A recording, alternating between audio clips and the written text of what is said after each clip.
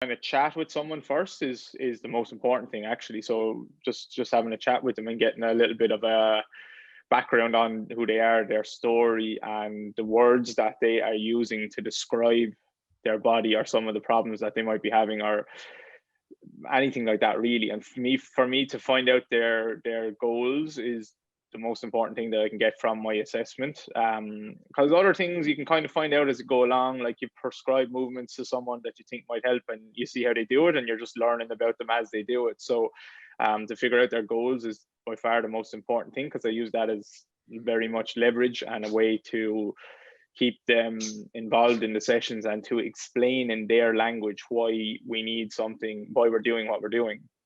So, for instance, if someone says to me, if I ask someone, what's your big goal at the moment, and they say, well, I just want to not have knee pain, then that's not a goal for me. That's just what you don't want. So the more you focus on that, the more you're probably going to have it. So I'm very interested in why they don't want to have knee pain. So is it because I love going for a run and I want to get back to 5K runs? And actually, yeah, that might be the case for a lot of people, but is that why they don't want to have knee pain? Or is it that the only time they get to have fun in their life and go and meet their friends who are also runners is when they go for a 5K run, and they don't actually really care about that? The running itself, it's just more about the social interaction. So these things are very important when it comes to pain, in my opinion. And when it comes to anyone, really, any client, no matter who you're working with, if they're looking for strength, like why do they value these things? Because they might not even know that themselves. So super important, I would say. For instance, if you're trying to get rid of pain or help someone get rid of pain, and they live alone and they don't have much social interaction, and their only social interaction is when they meet their physio once a week, so, and they can describe their pain and talk to them and have someone listen to them, then are they very motivated to actually get rid of their problem? Because it's the one time when they get to chat to someone. So we need to know and understand these things, because if we don't, then we might be pushing in one direction and they really want to go in another direction. So goal setting with people is very important, and then I try and break that down into mini goals that we can hit along the way. And then the words they're using as well is very important for me. So like if I say, how would it feel when if you think about yourself when you are moving your best and you are running or whatever, if that's their goal, how does that feel? And they say, well, I feel light, I feel springy. Then in the exercises that I prescribe and I'm chatting to them, I say, I want you to feel that springiness there, rather than someone else might say, I feel really strong, I feel stable. And so those are the words I'm going to use for that person. So it helps you understand, and those words actually mean something to them. So I might be going off on a little bit of a sidetrack here, but the communication side of it is by far the most important, I would say.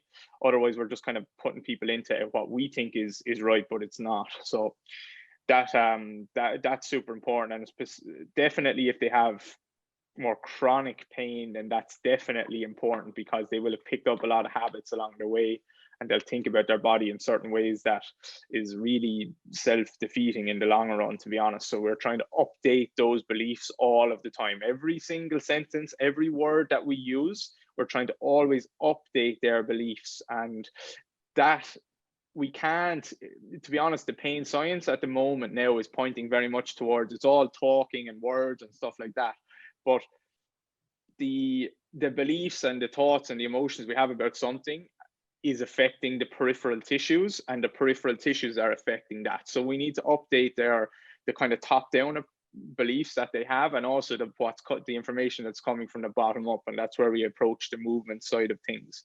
But even to use our words to try and help someone get into a movement, rather than always using anatomical language, it's just, and obviously you work very hard in your cues as well, Ian, it's just using the right cue that is more about a task than just bend your knee and hinge and all these things. So that's the biggest part of my assessment. And then I'll usually go into a standing, like an active range of motion assessment, and that's for everyone pretty much a toe touch.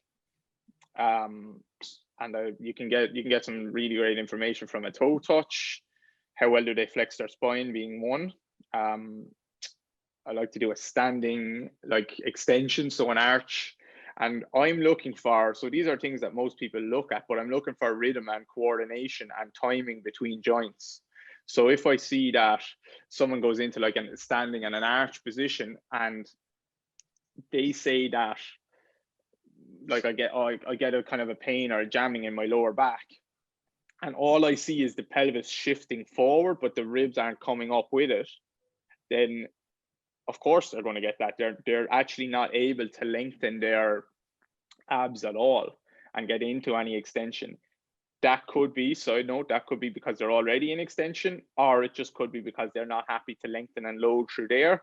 Or another reason why someone might not want to extend is they would have to load into their quad muscles, their rec fem, their distal and proximal rec fem will have to lengthen, and they'll have to shift way through the foot. So there's so much information that we can get from these mini assessments that everyone is looking at anyway. But if we look at timing through the joints, then we can see a lot of different things.